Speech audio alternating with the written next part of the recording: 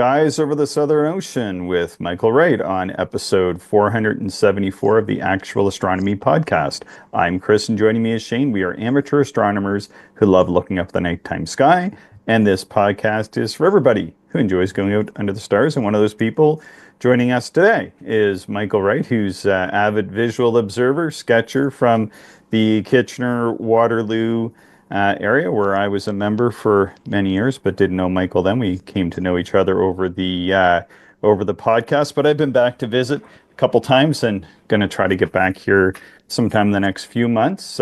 Michael is president of the KW RESC Center and piano teacher and college instructor. And you were just getting back from teaching some piano this morning, I think, Michael. So we appreciate Yeah. you making some time for us. Okay. Anytime. I love talking about astronomy as much as I love talking about music. Awesome. And of course, I imagine that the connection between the Herschel and the music of the spheres and all that is something Mhm. that you're more than familiar with then. Yep. And Galileo and his father were part of the Italian Camerata, which was a group that included musicians as well as people interested in the sciences and literary arts. So Hmm. there's lots of connections between astronomers and musicians. Very cool. I recently on an episode, Shane and I were chatting about the music and such that we like to listen to when we're doing astronomy, and didn't know if that was something that you might partake in as well, or do you take astronomy sort of as a break from your musical pursuits? Yeah, it's mostly a break. I'm usually listening to some music on the way out and on the way home, but I like hearing the night sounds around Mm. me and just kind of enjoying the quiet while I observe. Because then I don't know, I get too deep into the music, so it'll take some of my focus away from what I'm doing at the eyepiece. Nice. Very cool. So I think we had you on the show. You were on the show before. I think when we did a bit of a live show. Yeah, I don't know. with KW Center. Yeah. Yeah, that was fun, and Mhm. you helped to arrange that, so we appreciate that. And are you just you're kind of sort of in the process of wrapping up as president of the Kitchener-Waterloo RESC Center at present, I think. Yeah, usually board members for KW, we usually serve 2-year terms in our Mm, positions. So I've been president for a year and a half now. So next November, I'll be stepping back and somebody else will fill that role. I'll probably stay on the board. I'll run for one of the vice president roles or something like that, and let someone else take on the president role because there's been a lot that's on in the center this past 2 years, and I need to step back and take a break from that for a while. I'll still continue helping out with the meetings and with a lot with public outreach, mm. but some of the other tasks that I've dedicated a fair amount of time to, it's time to let somebody else take those things on. Hmm. So what were your challenges or least favorite tasks, and what did you enjoy the most specifically? Things I've enjoyed the most is sort of getting the behind the scenes look at all the different aspects of the operation of the club.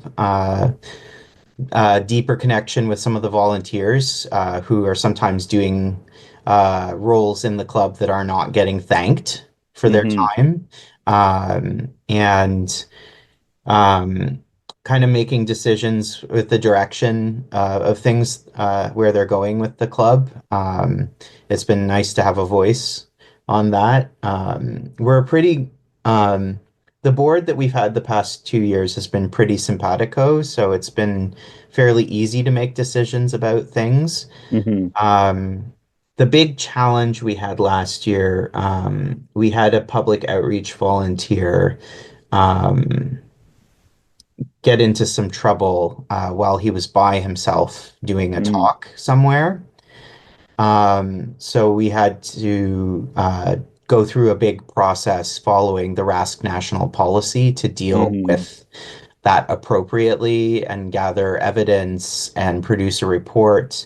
Originally, I'd hoped that we'd be able to get someone outside the center who doesn't know any of the individuals involved to act as a independent third party person, but I found out pretty quickly it's hard to find somebody to do that without paying them.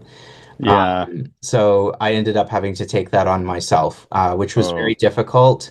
And it slowed down the process because every time I gathered some evidence or interviewed individuals involved, my emotions would get the better of me, yeah. and I had to deal with a lot of anger towards the individual, and I always made sure I took the time to step back from it, Yeah. reevaluate, and then I had to generate this big report um, with recommendations for the board's next steps on that.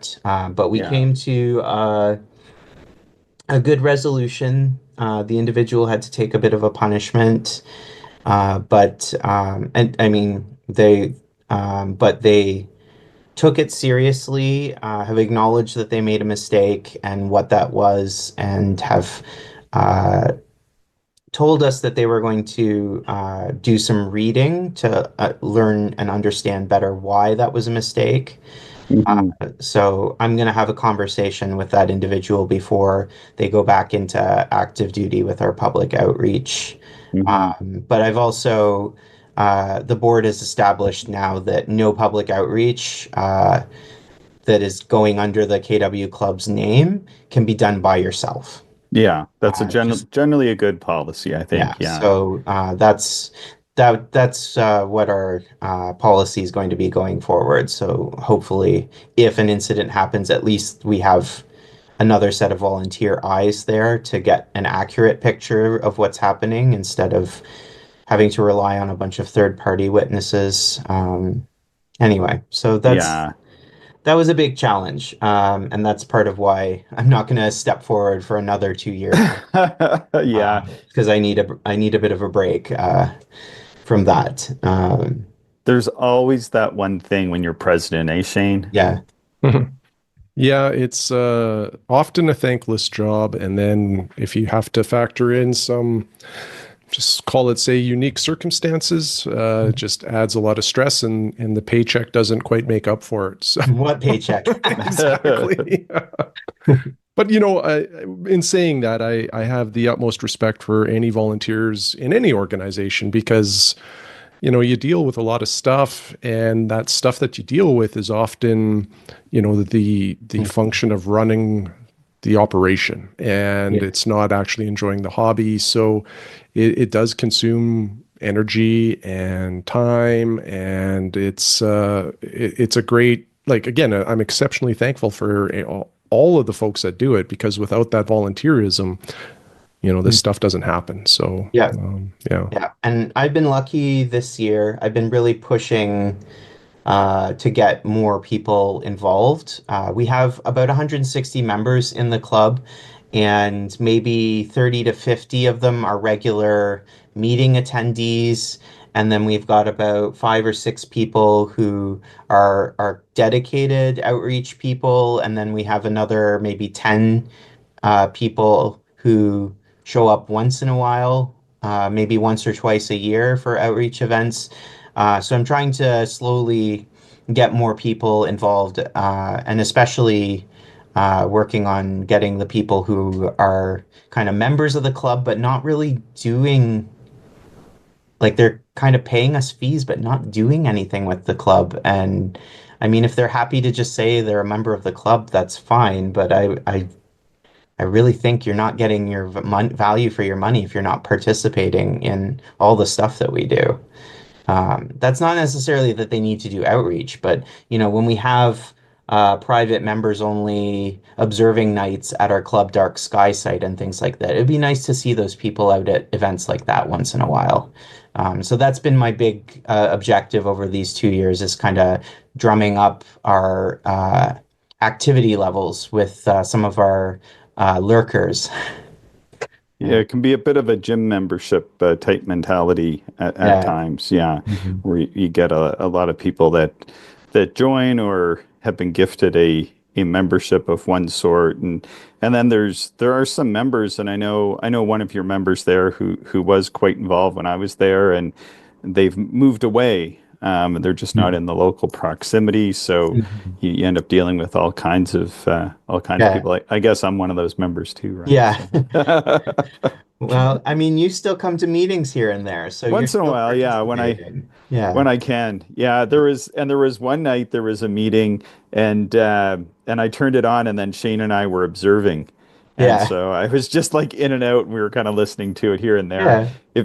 Like I hope that on future nights like that, now that I have the observatory running, that I can Mhm. just put it on the speaker in the observatory, and Yeah. we can listen to the meetings and be actually doing some astronomy while the Yeah, that would be meetings really cool. meeting is Yeah. taking place. I felt really bad. The last meeting, though, I will say this, is that Peter Pecure was doing a talk, and usually Friday evenings can be a bit chaotic for me because Hmm. and because of the time change, especially now, like Yeah. I'm basically getting home from work, we're doing dinner, Yeah. we're trying to get ready to come out here. Sometimes we're out here trying to get stuff done out here, and then Yeah. usually I end up missing like 15 minutes out of every meeting. It's Mhm. inevitable. And then when Peter spoke, that's when I had to go, and I had to go do something.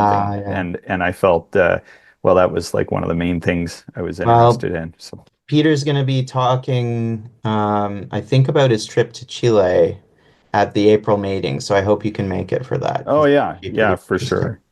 Yeah, for sure. And He's then I got like, another project on the go that he wants to talk about too, so. oh yeah, Just for the listeners who don't know Peter Pecura or who've never heard his name before, he's a really active member of the KW Club, and he is a telescope maker extraordinaire. He's built extraordinary. Yeah, all kinds of telescopes, particularly reflectors, but he's built at least two briefcase telescopes, so 8 and 10 inch telescopes that fold down into a briefcase and can be taken on flights yeah. to far off places. Very cool. Yeah, really interesting person. And I got to know Peter. Actually, I knew of Peter even before I knew of the KW Center, because when the internet was first becoming a thing, and he's very tech savvy, he was one of the only people that had like detailed photos and pictures and for building telescopes. And I was on his website reading about it and reading about him and his observing, and only like maybe tangentially knew that he was in Ontario. Hmm. And then when I came to the Kitchener-Waterloo Center and somebody introduced me, I'm like, I know who you are. So I was really excited. And then we actually would go observing Yeah. quite frequently enough. But I'm hoping he retires soon. I'd like to get him on the show more, but I know he's so busy with Yeah, his job. he's a busy guy, that's for sure. I mean, yeah, I wish he would. And his wife was bugging me last time because when we went out there, I think a year and a half or so ago, or whenever it was, and we went out for dinner and a beer, his wife was there saying, "Get him to retire." So, but yeah, because Mhm. it would be cool to have him on the show more. But I think I've tried to line it up once or twice with him, and he's pretty busy person. But then I was trying to line him up once, and then he was like, "Well, I just want to talk." So then, like, sometimes we'll call or like just on the phone, and we'll chat for like a couple hours every once in a Hmm. while, Hmm. and it's not really going to make for an amazing podcast, but Yeah. really interesting to hear everything that he's up to. It's so cool. Hmm. So cool. But you've been up to some interesting stuff, Michael. You've been on a bit of a destination for astronomy and pleasure Yeah. too, I think. And maybe we'll just let you talk a little bit about your trip to Australia to get some observing in under the southern skies. Sure. My partner had wanted for his 40th birthday, we're not that old yet, uh, to go to Australia, is kind of on the bucket list for him. And so we were originally set to go in the fall of 2020, but we all know what happened that year. We had a Yeah. big pandemic, so that kind of crushed those hopes. But uh, in some ways it was good because then we got to save up until things looked like it was going to work, and both of us could get time off at work. So he left at the beginning of December, and then once the college semester finished for me, I flew in kind of halfway through the month. Um, so he was in Australia for like 4 weeks, and I was there for about three. And so as part of that, he knows me. And I said, we're going to the Southern Hemisphere, so there has to be some astronomy happening because there's things to see that we can just cannot see from Canada. So he's like, sure, sure, sure, we'll do something. And as the details for the trip kind of came together, and I started looking at options. I was like, okay, do I bring a telescope with me or what do I do? Because I only had at that point my big 12-inch and I had my 4-inch reflector, and none of those are packable for a trip. And then I was like, okay, well, let's look and see, what telescopes are available, maybe in stock at some local stores that I might be able to pack up. And I was looking also for something smaller for outreach too, because it's a lot of work to move my 12-inch telescope out of my apartment, down to the ground floor, into the car, out to whatever outreach, and then do the reverse when I get home. So I was wanted something more grab and go anyway. So I was like, okay, can I find a telescope that I can take apart and pack into my suitcase? So I bought the Star Travel 102 from Skywatcher, which has been a really nice refractor to have. Haven't had a fractor since I was a little kid and had a 60 millimeter Tasco as my first telescope. Um, so that was a good purchase, but I was kind of still a little concerned about that and uh, it getting the optical tube would have gone in my carry-on, but I was still a little bit worried about the mount in my regular luggage. So I started looking for astronomy tours to see if there was like a place I could go observing, and I was on the cusp of starting to um, see if I could just get in touch with people at local astronomy clubs in the different places that we were going to be visiting to Mhm. see if I could just find somebody who would do me a solid and maybe I could pay them a little bit of money to give me an astronomy tour. But I found some sort of more commercialized tours that people were doing as a business. There was one in Siding Springs in kind of the central part of the continent. And then there's some near Sydney and Brisbane. And I think there's somebody up in Western Australia near Broome who does some astronomy tour stuff. And then I found a guy who did astronomy tours out of a beachside cottage in Victoria. And we were going to be spending a good amount of time in Melbourne. So I just asked Stephen, well, what if after we're kind of done with things in Melbourne, we spend a couple days, like we can rent this cottage from this guy, so we kind of get some beach time, and then hopefully one of the 2 nights that we have the rental, we'll get clear skies and we can do an astronomy tour. So that's what ended up happening. So we rented this cottage in a little community called the Honeysuckles, which is on in Gippsland. So this is kind of the part of Australia that's east of Melbourne, but south of Sydney. And Michael, I don't mean to interrupt, but were you sharing your screen or did you want to share your screen? Oh, well, I was gonna just track through the slides Oh, that I okay. sent you before, but I can just look at them on my own Okay. screen, so no worries there. Well, I can just make you a host real quick if you want to share it, and then we can kind Sure. of so just give me a quick second Sorry here. for the interruption. Oh yeah, yeah, no worries at all. No worries at all. Now I just need to I I got think it. I Oh, you got it? Okay. Yeah. Good stuff. Okay. There you I'll go. just wander back. Um, so It's a really nice little cottage, really well maintained, and Bruce, the owner, was really good to deal with. Like he was contacted us a couple times while we were in Melbourne just to check in and make sure we were okay.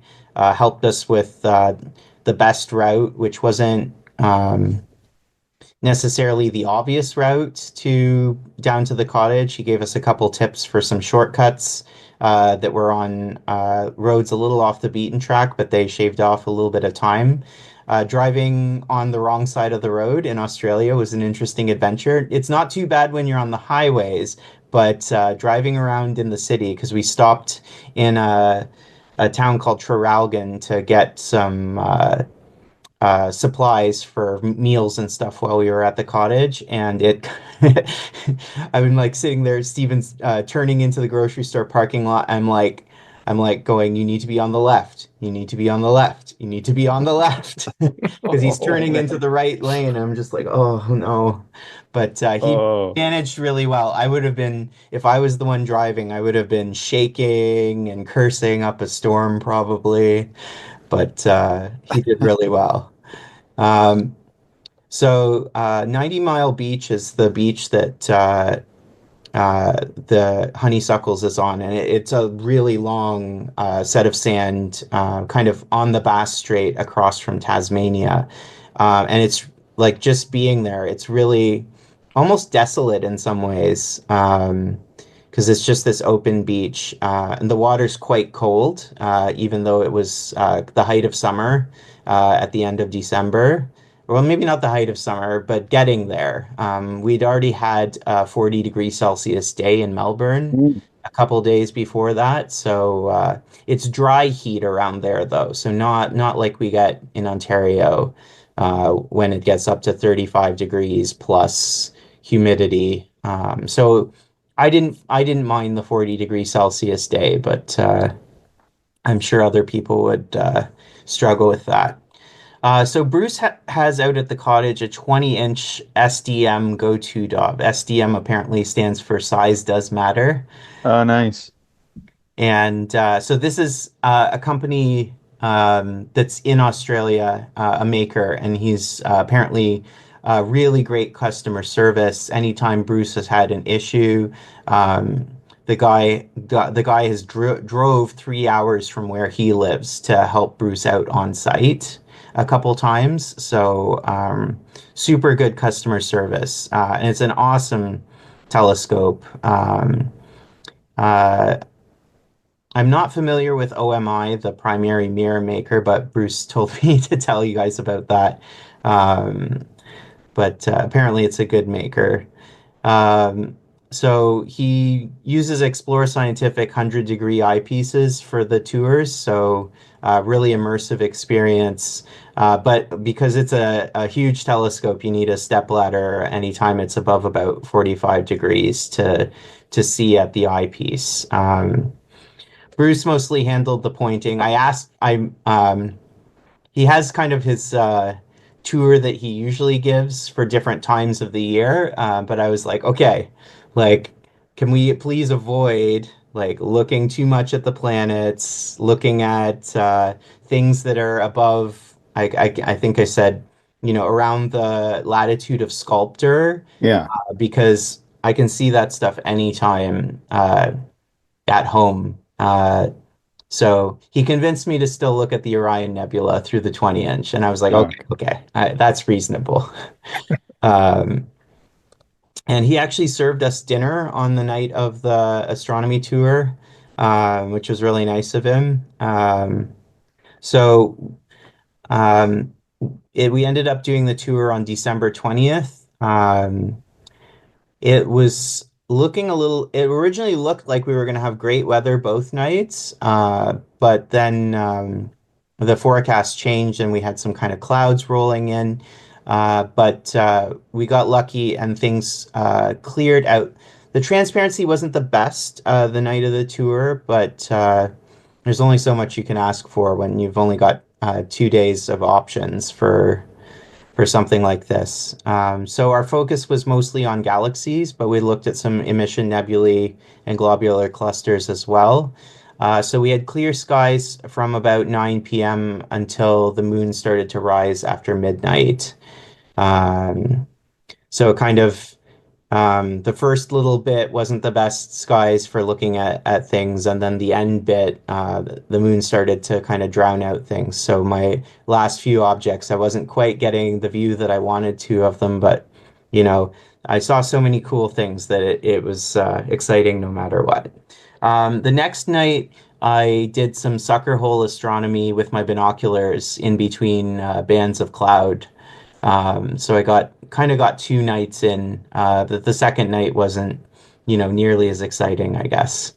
Um, so it really is something interesting to be outside in the Southern Hemisphere because you look up and if you're looking north, you're seeing all of these constellations, but they're upside down. Mm. And it's really disorienting. So, seeing Orion upside down and Taurus upside down, and I'm looking at Cetus and going, is that is that Cetus?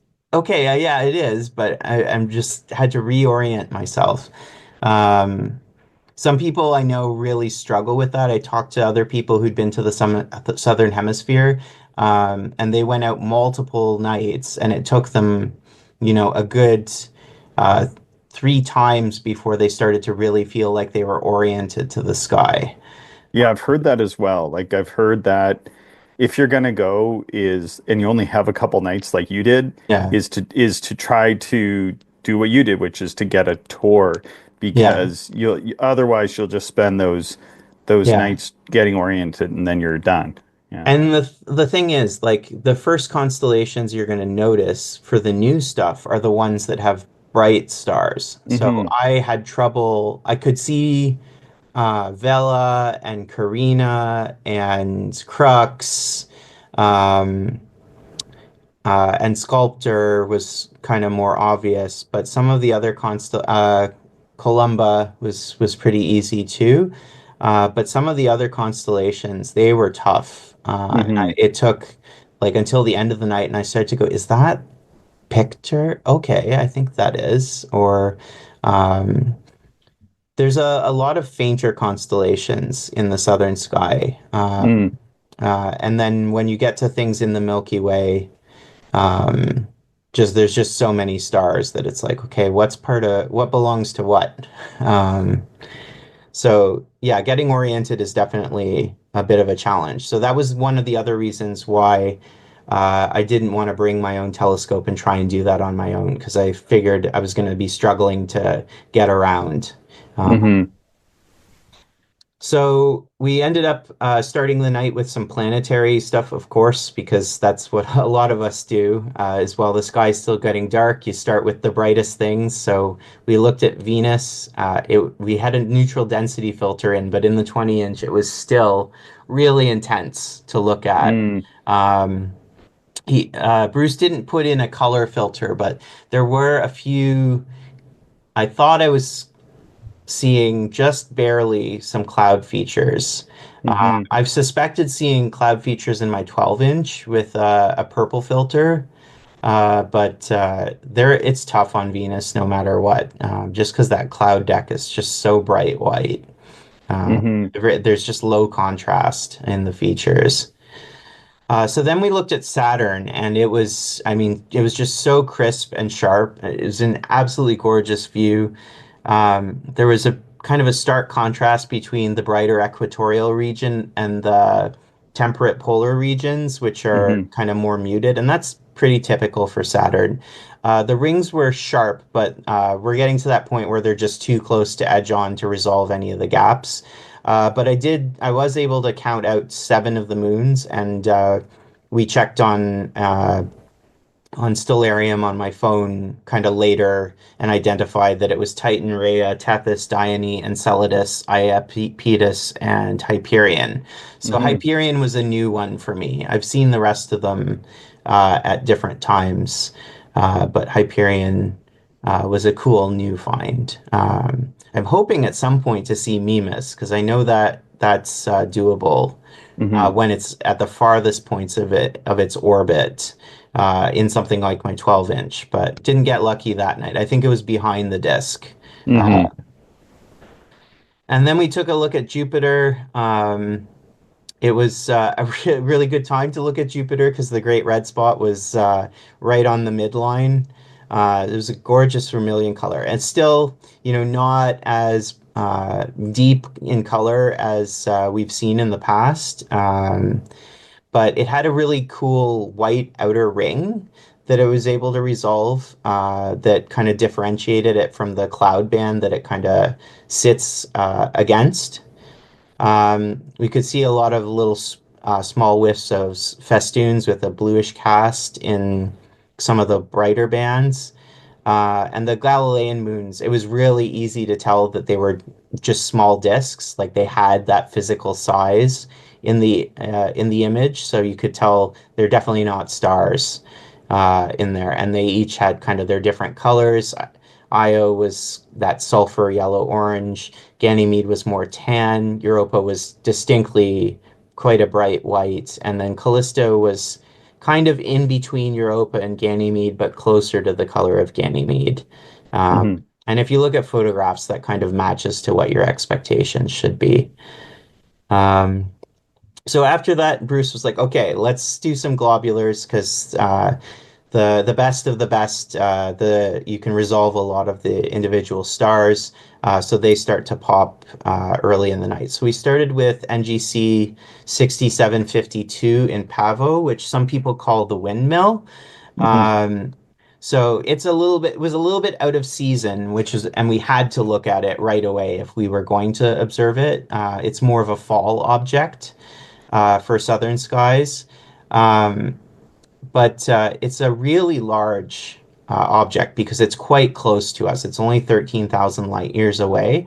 So it's a core collapse globular. And when you look at it, this is like really apparent. You've got this really dense, really bright core, uh, and then a much more diffuse halo of stars. And you can kind of see these, I don't know, stars kind of to your eye look like they're forming these wispy arms moving around from it. So I sketched that one, which you guys, I guess, can see right now. So Hmm.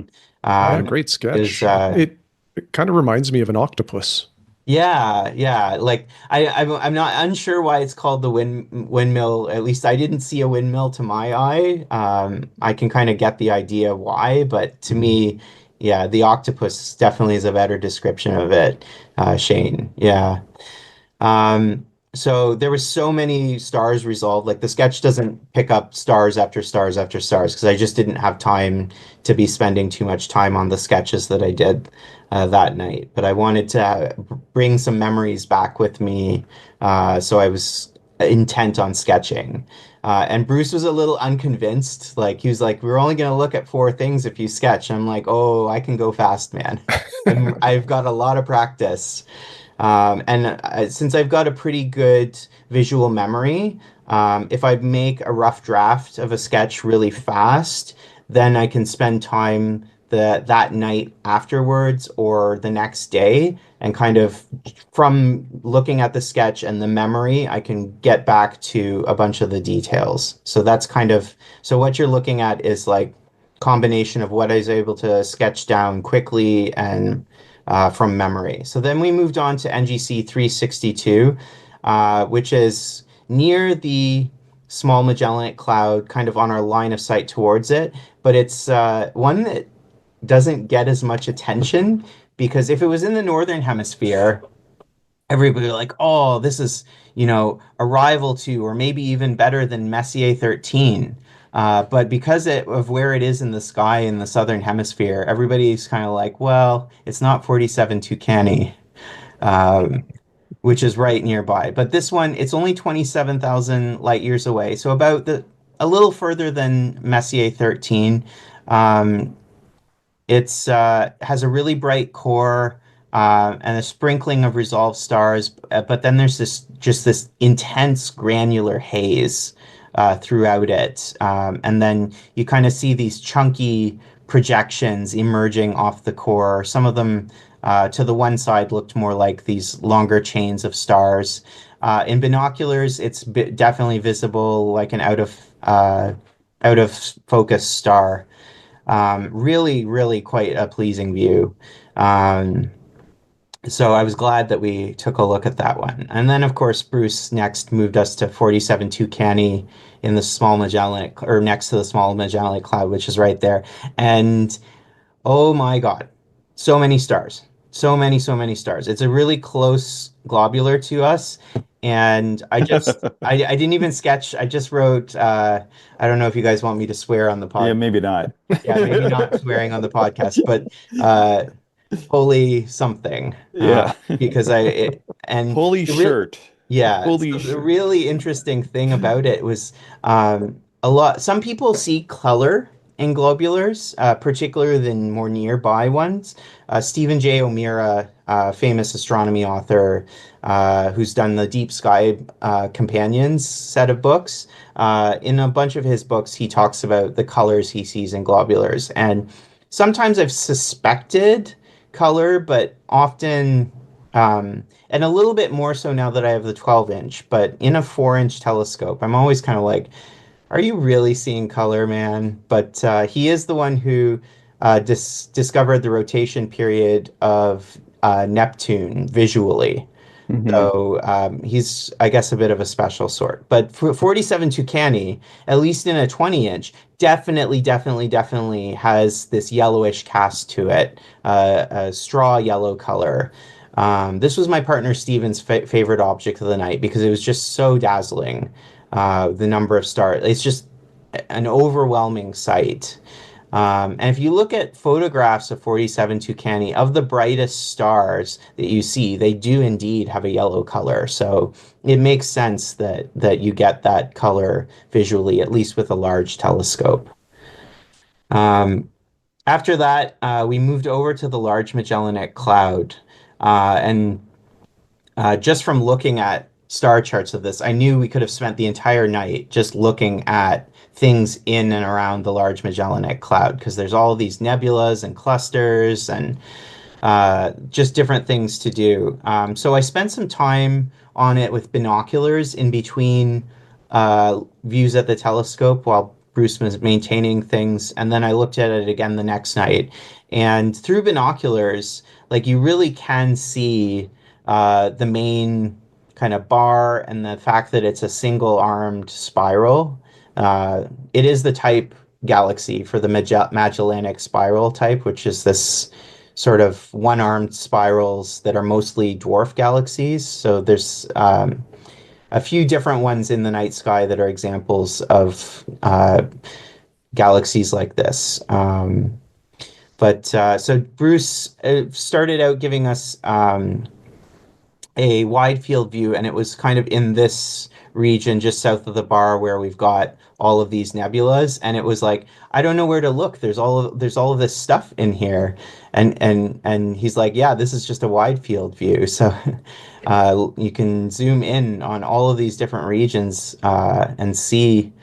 So there's all kinds of NGC and IC listed features that you can resolve in the galaxy. Um, so even in a single field of view, there was about 7 different nebulae and clusters that I could see wide field. And then we moved on to the Tarantula Nebula, which is kind of hard to decide what to call it as far as the designation. Some people call it 30 Doradus. NGC 2070 is part of it, but not all of it.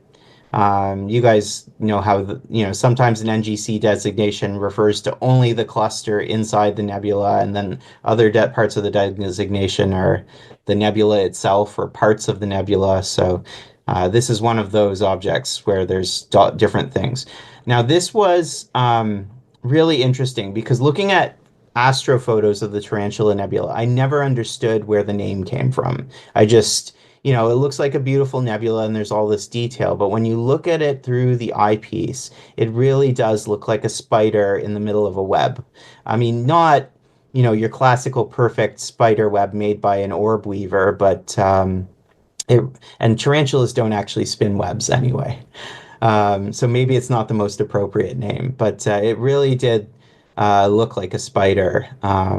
So there was these kind of bright bubbles, which are around kind of the main cluster in there. And I didn't sketch too many stars because there was just way too many stars to kind of go through what you could see in there.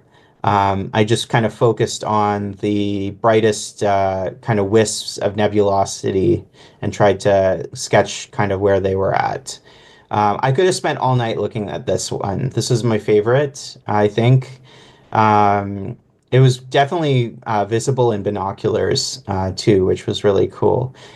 If this was at the same distance to us as the Orion Nebula, it would cast a shadow. That's how bright the nebula Wow. is. Yeah, because there's just so many O and B stars emitting lots and lots of UV light that the gas is fluorescing so bright it would cast a shadow if it was at the same distance as the Orion Nebula to us, which is pretty cool. But maybe good that we're not that close to it, because there's already been supernovas around there, and they're probably maybe we'll get another one in our lifetimes. Who knows? So after that, Bruce's favorite object is the Orion Nebula. So he really was insisted we had to look at it, and it was definitely worth looking at. I didn't sketch it because I've sketched it many times, but there's just so many stars. And the really interesting thing through a 20 inch is that I see green color really easily through the 12 inch, that H beta emission line and the Hmm. oxygen 3 emission line kind of activate your eye in the kind of greenish range. But you could definitely see the pink tinge from the H alpha emission as well. It was so bright. And then just so many stars everywhere that you don't really normally notice in it. After that, we moved on to a lot of galaxies, and we spent a lot of time in Sculptor, which is a constellation that a lot of people have seen NGC 253, the Hmm. Silver Coin Galaxy. I think it's on the Caldwell list as well. Yeah. And it's magnitude 7.5, but from up in our latitudes, it's a nice galaxy. It's pretty easy to find, but you don't really see all that much texture to it and stuff like that. But it had some really distinct regions. I mean, part of it's a big scope, a 20 inch. Um, but you could see kind of some dark lanes from the dust and some texture in the inner core regions of the disk. It didn't disappoint, that's for sure. And I can see why it's a highlight object in southern skies. It was really easy in binoculars. I don't think I've seen it in binoculars from our latitudes. I think it's just a little bit too much in the murk uh, near the horizon for binoculars. After that, we moved on to the Sculptor pinwheel, which was like this face-on spiral galaxy that's fainter than Messier 33, but it's still pretty close by. It's part of that sculptor group that NGC 253 is in, that's kind of like the second most nearby group of galaxies after the M81 group, I think. Um, so the face-on is tough, no matter what kind of telescope you're looking through, and I think the transparency was still suffering a bit at this point. So we could kind of make out the core and the main two arms, and then a bit of this bright H2 region that you can see up here in the photo. I kind of caught that in my sketch as well. Hmm. Um, After that, we looked at this really interesting galaxy, NGC 55. It's called the String of Pearls. Yeah. And when you look at it in photographs, you don't really catch the way it looks at the eyepiece. It's kind of this elongated streak, and then you get kind of these little blobs of stars where there's kind of H2 regions and OB associations. So it kind of tapers to one end, and then the other end is kind of blocky but has these bright chunks to it. Um, I could have spent a lot more time looking at it, to be honest. But we were moving on because we were trying to see, all the highlights. But it really, if you were in the Southern Hemisphere and you have the time, I think it's one that if you spent a lot of time with it, you could catch a lot of different details, a lot more than what I got in my sketch. I think I've even seen that from Southern Ontario. Yeah. I, I was looking here, it only rises about a degree and a half or maybe 2 degrees max. Yeah, would have had to want to have one of those perfect nights Yeah, that happen like once a year in the yeah, fall. yeah. And they do happen once in a while.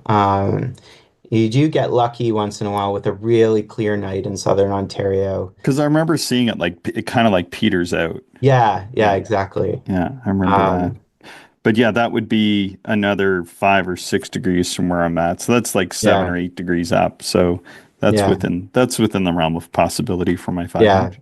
There's a galaxy nearby, these guys called Bond's Galaxy, that I saw in my 4-inch once, but I could only see it if I tapped the telescope and then it would just pop into view for like half a second and then it was gone again. And you're just looking, I was like staring at it going, is that really there?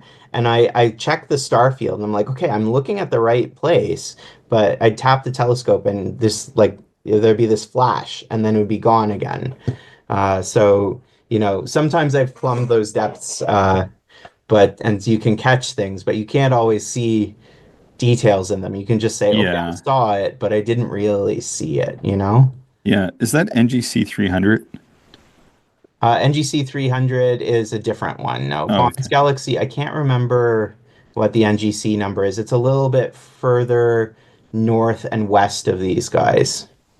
Uh, Closer to the line that Sculptor forms, if that makes sense. Yeah. 7793. Yeah, 7793, exactly. On the other side of the dividing line in the sky for the NGC catalog.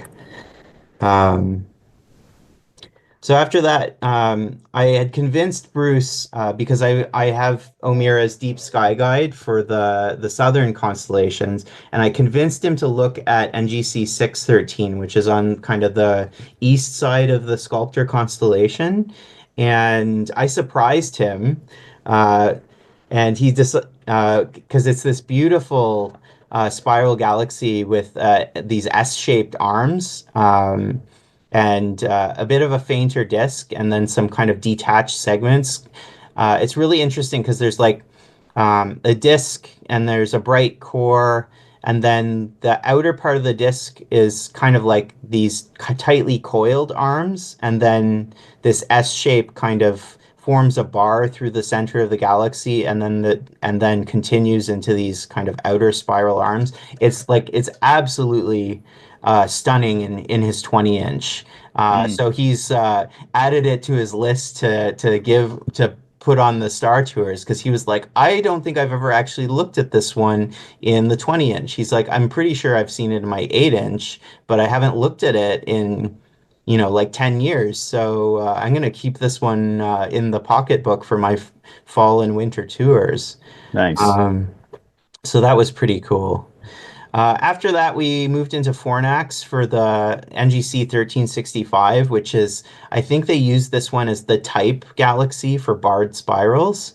And it's in the Fornax cluster, kind of on the outer edge. And it's this really awesome barred spiral. So the bar, and it's kind of got multiple bars. There's like a nuclear bar that's kind of at almost a 90-degree angle to the main bar. And then spiral arms coming off the ends of the bar. And so there's two main really bright spiral arms, but then you get these other kind of like partial arms that come off the same place. And we could trace a little bit of those partial arms and the main spiral arms. They were just so easy to see. I've seen this one again on one of those perfect clear nights in the fall in near Kitchener, but not a view like this. It's absolutely stunning from the southern skies. Um, like I it is, you don't use the word superlative lightly, and it's definitely one of the highlight galaxies in the sky to see for sure.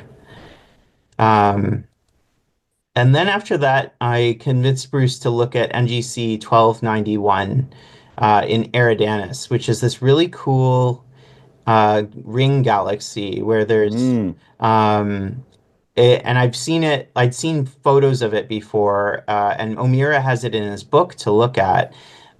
So it has like a bright nucleus and then this dusty outer bulge disk, and then there's a gap, and then there's a ring of blue spiral arms, and they're kind of it's a ring, but they're also spiral arms. Like there's edges to them. So I was curious to see what it would look like in the 20 inch. It's some people call it the snow collar galaxy, and unfortunately, all I could see was the inner disk. The moon was starting, or the transparency kind of degraded a bit around then. So I could see kind of the bar and kind of like there's an inner ring and then there's a second inner ring and then there's but we couldn't see anything of the outer spiral or outer ring, whatever you want to call it. So I'm hoping someday when I'm back in the Southern Hemisphere to take another look at this on a when there's a bit better transparency. Um, so after that, the Milky Way was kind of ascending through Carina um, and Crux. So we moved on to looking at things in Crux. So we started with A Crux, which or Alpha Crucius, which is a triple star. They're all blue-white B stars, but um, they're also all spectroscopic binaries, so it was kind of cool to look at this triple star system, which was also actually a sextuple, um, but mostly spectroscopic for those. So, but a really cool triple star. And then right nearby is because Crux is a small constellation. So we moved over to Beta Crucius, which is Mimosa. And then there's this gorgeous carbon star, DY Crucius, right next to Mimosa. And I think it's even more beautiful than a normal carbon star because you have this super awesome contrast between this blue white, really bright star, and then you've got this little ember, that's thrown off the fire, this little orangey red ember right next to it. So definitely, if you like carbon stars, that's definitely one to hunt down if you're in the Southern Hemisphere. Yeah, great description. Yeah. Sounds amazing. Yeah, and then we moved on to the pincushion cluster, which is there's two really cool. There's a bunch of open clusters in Crux, but the two famous ones are the pincushion cluster and the jewel box. And the pincushion cluster, there's just so many stars. But was really cool is there's a lot of contrast because there's a lot of icy blue-white stars, and then orangey red, more evolved stars that are bigger. So they're because it's a young cluster. So some of the stars are kind of aging out and getting towards that stage where they're preparing to go supernova. So a really nice color contrast. In images taken of the region, you'll see some gas too, but you can't see that at the scope. That's only for more deep images. And the jewel box is a real was next, and it's really neat because in binoculars, it's this really tight um, area where you get this kind of faint glow surrounded this tight grouping of stars. But in the 20 inch, all these stars get resolved, and I couldn't sketch all of that. But it's really neat that it's like a pile of sapphires with a single ruby in the middle of it. Um, So it definitely lives up to the name. And then after that, we looked at the Eta Carina Nebula, and I can see why people talk about this being kind of the Southern Hemisphere's Orion Nebula, because there's all these dust lanes, um, and the bright area surrounding the star Eta Carina.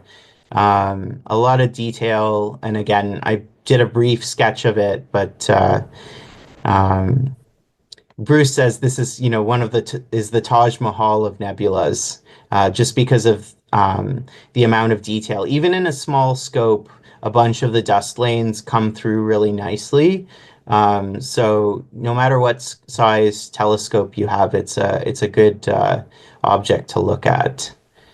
Um, and then after that, we zoomed in on the Homunculus Nebula, which is this tiny little, I don't even know what to call it because it's not a planetary nebula, because that's for, G-class stars like the sun. But Eta Carina is a massive, massive star. And it's not a dead star. It's just expelling every so often these outer layers. So it's created this nebula from an eruption that it had in the 1800s. So it's really cool that like a couple generations ago, the star had this like upset where it flared and ejected all this material and then dimmed. And here we are, 100 or so years later, and now we can see a nebula that used to not be there. So it looked like this really cool infinity symbol with a bright star at the center. Hmm. Now, this was at about 500 times magnification. Um, and Bruce told me that, the seeing wasn't the best, so it was a little bit more blurry than you'd see on the best of nights, but it was really cool to see something that kind of had, within human memory has changed, an object that's changed in the skies. I thought that was pretty cool. And then for our last thing, I wanted to see the Spanish Dancer Galaxy in Dorado because I've been told it's one of the best galaxies in the Hmm. southern sky, and if you have a chance to see it, you really should. But by this point, the moon. It wasn't over the horizon yet, but the glow had started to degrade the skies. So we got a look at it, and I could see, the bright core and the inner arms were quite bright, where you can see kind of all these H2 regions in this Hubble photograph. But the outer arms weren't as distinct as they could have been. But I could see, multiple chunks of them spiraling out of the main thing. So, that's definitely one where next time I'm in the Southern Hemisphere, I'm going to be going after that one right away because it was a really cool galaxy and with good conditions, like super good conditions. I bet it would be um, one of the best galaxies to see in the night sky. Nice. Yeah. And then Wow. so that was kind of it for the astronomy tour.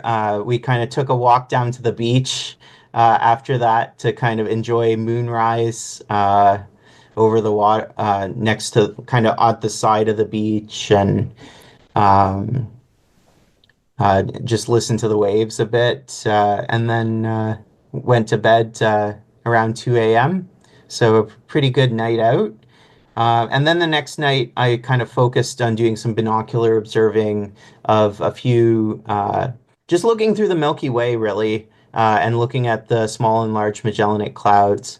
And I looked at a bunch of clusters, and kind of the Southern Beehive Cluster and the Southern Pleiades were kind of the only two that didn't just look like a faint fuzzy in binoculars. The Southern Beehive Cluster is Carina is actually a really big constellation. So this is at the other end of Carina from the nebula. Um, and there's kind of like the cluster area, but there's almost like it's like almost like a cluster in a cluster because there's this beautiful arrangement of stars around it that aren't part of the cluster. They're just kind of along the same field of view. So it was really interesting in binoculars because you get this idea, like image of a cluster and then this haze kind of in the middle of it, which had a bit of an interesting shape. Um, and then the southern Pleiades, some people call it Theta Carina, and it was around Theta Carina, and it's something that wasn't really identified as a cluster till more recently because it's fairly close by. So it's a large object in the sky. Not really good for telescopes because it's so big. So definitely a binocular object. Um, but yeah, so that was kind of my astronomy experience. Um, Definitely, if you're planning to go to the Southern Hemisphere, it's, worth it to spend the money on a good astronomy tour.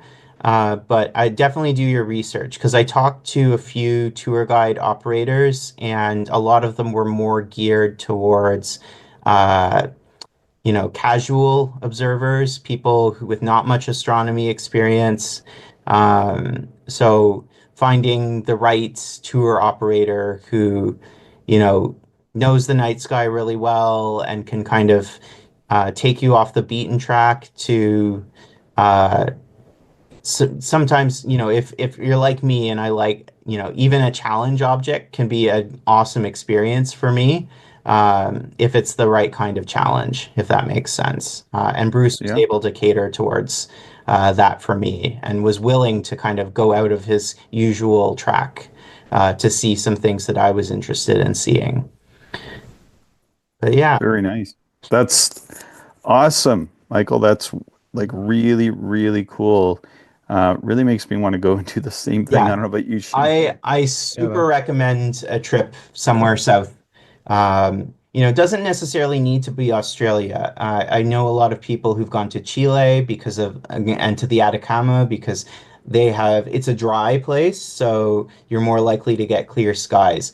Same thing if you go to Namibia in the southern part of Africa. Again, another desert country.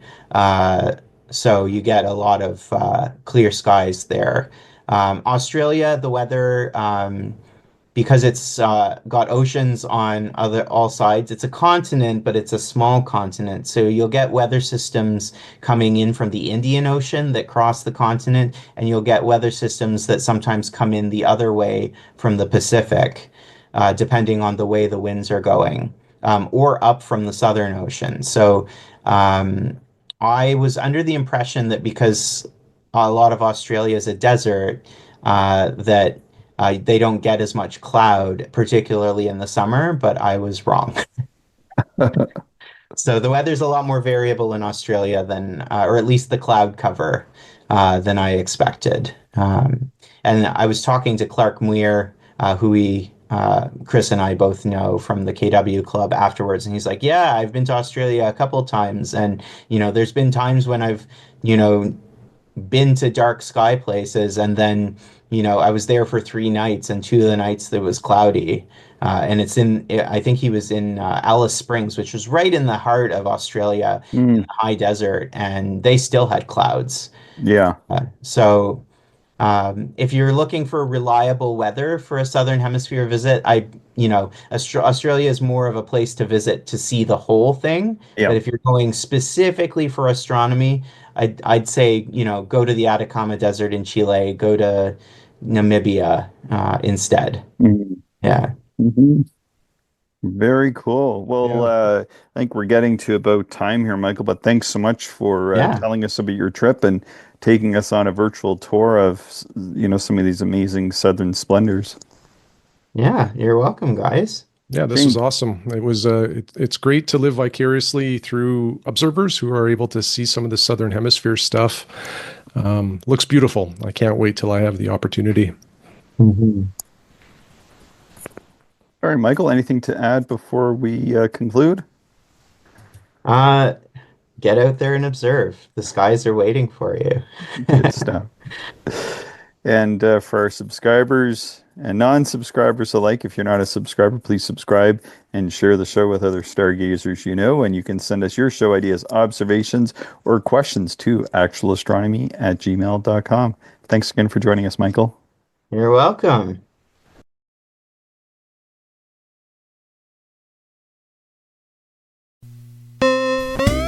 Thank you everyone for listening, and we hope you enjoyed the show.